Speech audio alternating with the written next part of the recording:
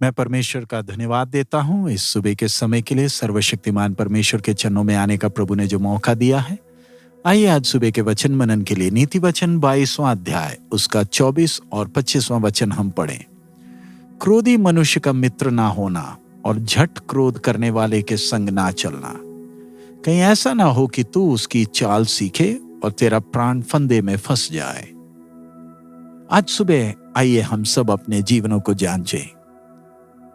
हम सब एक स्वर से कह सकते हैं कि हम सबके अंदर गुस्से का स्वभाव है। हम सब जन्म से ही पापी हैं, लेकिन आज के दिन परमेश्वर के अनुग्रह की बहुतायत के कारण, मसीह यीशु के द्वारा उद्धार का अनुभव होने के कारण हम परमेश्वर के संतान कहलाते हैं। लेकिन फिर भी हमारे अंदर वो पुराना स्वभाव है जो कई बार जब हम आत्मिक तौर पर कमजोर हैं, हम पर हावी होने लगता है। हम सबके अंदर भावनाएं हैं जो परमेश्वर ने दी हैं और ये हमारे स्वभाव का एक हिस्सा है और हमारे आखिरी सांस लेने तक हिस्सा बना रहेगा। अगर हम में भावना ना होती तो हम भी मशीन की तरह होते जिसे किसी से कोई लेना देना नहीं है। परमेश्वर ने हमें संबंधी दिए हैं, परिवार में हमें जिम्मेवारियां हैं, समाज में हैं, और जो कोई हमारे जीवन में प्रतिदिन मिलता है उन सबके साथ हमारा एक संबंध है। कलीसिया में भी है जो मसीह की शरीर कहलाती है। ये परिवार परमेश्वर का परिवार है। अलग अलग भाषाओं, अलग अलग कौम, अलग अलग जातों से प्रभु ने हमें एक किया है और हम सब एक दूसरे के साथ अपनी भावनाओं के द्वारा संबंध रखते हैं। लेकिन फर्क किधर है? अब जब हम विश्वास में आ गए, अब भावनाओं ने हमें नियंत्रण नहीं करना, हमें भावनाओं पर नियंत्रण होना है। हम जैसे मसीह के कद तक बढ़ते हैं, हम सीखते हैं कि हमें कैसे अपने भावनाओं पर नियंत्रण करना और वचन के सिद्धांतों के अनुसार हमें चलना है।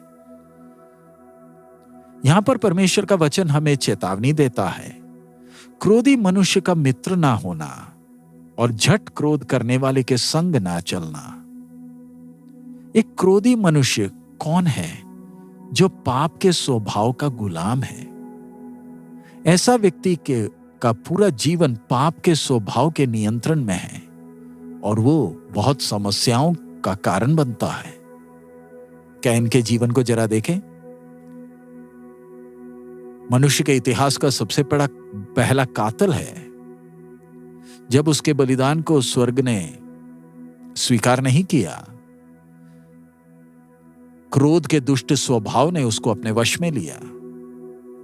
जब परमेश्वर ने उसे चेतावनी दी कि पाप तेरे दरवाजे पर खड़ा है और उसे सावधान रहना है, उसने परमेश्वर की आवाज को ध्यान नहीं दिया क्योंकि वो पूरा क्रोध के वश में था और परमेश्वर के दिव्य चेतावनी को ध्यान ही नहीं दिया।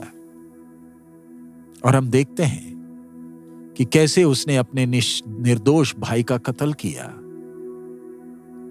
और उस बात ने कैन के जीवन को हमेशा के लिए बर्बाद किया। इसीलिए परमेश्वर कहता है कि क्रोधी मनुष्य का मित्र ना होना। हम सबके जीवन में हमें मित्रों की आवश्यकता है जिन पर हम भरोसा कर सकते हैं, जिनसे हम बहुत सी बातों को बांट सकते हैं। लेकिन हमें ध्यान रखना है हम किसको मित्र बनाते हैं, क्योंकि हमारे मित्र का स्वभाव हमारे ऊपर भी प्रभाव डालता है और कई बार हम ऐसे काम कर बैठेंगे जो परमेश्वर को प्रसन्नदायक नहीं है। एक क्रोधी मनुष्य को छोटी सी बात काफी है, छोटे से शब्द काफी हैं उसे क्रोधित करने के लिए, लेकिन एक छोटी सी बात बहुत समस्याओं को पैदा करती है। परमेश्वर का वचन हमें चेतावनी देता है कि हमें अपने क्रोध को नियंत्रण में रखना है। एफेसी 4:26 में हम पढ़ते हैं कि हमें क्रोध करना है लेकिन पाप नहीं करना है। हमारे क्रोध के ऊपर सूर्य को अस्त होने ना दें। हम कई बार अपने जीवन के चुनौतियों को देखकर हमारे अंदर गुस्सा आता है, लेकिन हमें अपने भावनाओं को नियंत्रित करना है और अपने भावनाओं को हमें नियंत्रित करने ना दें। अगर हम गुस्से को अपने अंदर बहुत देर तक रखे रहें तो हमारे जीवन के हर क्षेत्र पर वो प्रभाव डालता है, हमारे आत्मिक जीवन की शांति को भंग कर देता है। और ध्यान रखें, गुस्सा हर परिस्थिति को खराब करता है। ऐसी परिस्थिति जिनको शांति की बातों से हम संभाल सकते हैं, उन्हें गुस्सा बर्बाद करता है। परमेश्वर के संतान होने के नाते हमें मसीह के कद तक बढ़ना है। हमें परमेश्वर के साथ अनंत काल वास करना है और उस समय दुनिया भर के संत लोग होंगे।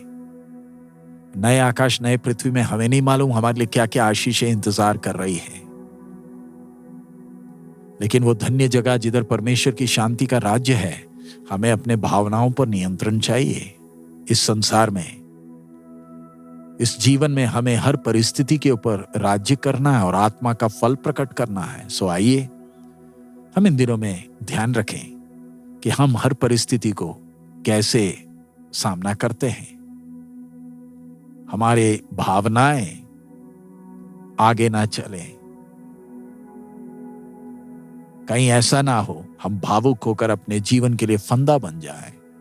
हम मसीह के कद तक बढ़े। एक क्रोधी मनुष्य से दोस्ती ना करें, लेकिन उसी समय आइए हम अपने जीवनों को देखें। क्या हम क्रोधी मनुष्यों में गिने जाते हैं? आइए अपने स्वर्गीय पिता के सामने अपने आप को जांचें। पवित्र आत्मा परमेश्वर से विनती करें कि हमें जीवन जीवन बिताने में मदद करें। हम सब सिद्धता तक पहुंचे नहीं हैं। हमारा जीवन का सफर समाप्त होने तक हमें उस कद तक पहुंचना है।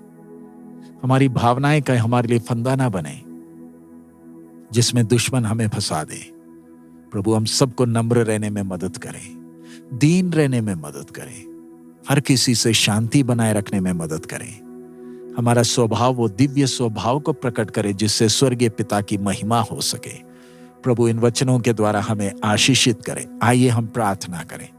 हमारे स्वर्गीय पिता, हम आपका धन्यवाद देते हैं इस समय के लिए, आपके चरणों में आने का आपने मौका दिया।